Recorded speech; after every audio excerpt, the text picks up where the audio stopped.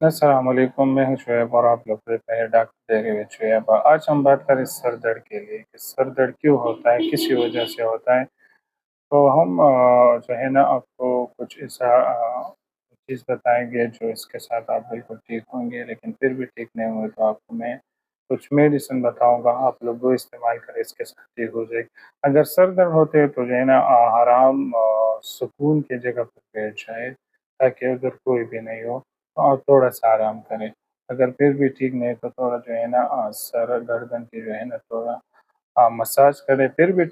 ٹھیک نہیں ہوتے اور اب بار بار جو ہے نا سر پہ درد ہوتا ہے تو آپ کو چاہیے کہ آپ ایکسرا کریں، جو ہے نا مختلف ٹیسٹ ہوتا ہے اس کی، تو آپ یہ کریں۔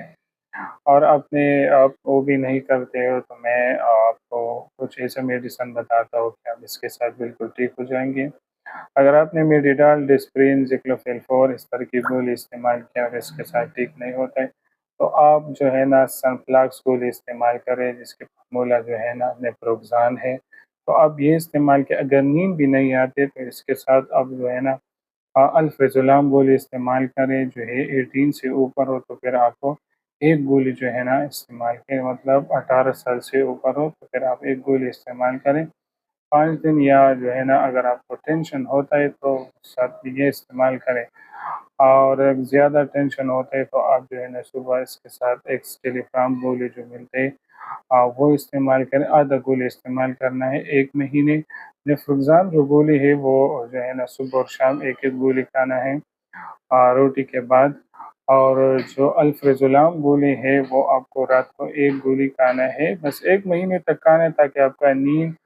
سر درد یہ ختم ہو جائے، تو پھر آپ نے جو ہے نا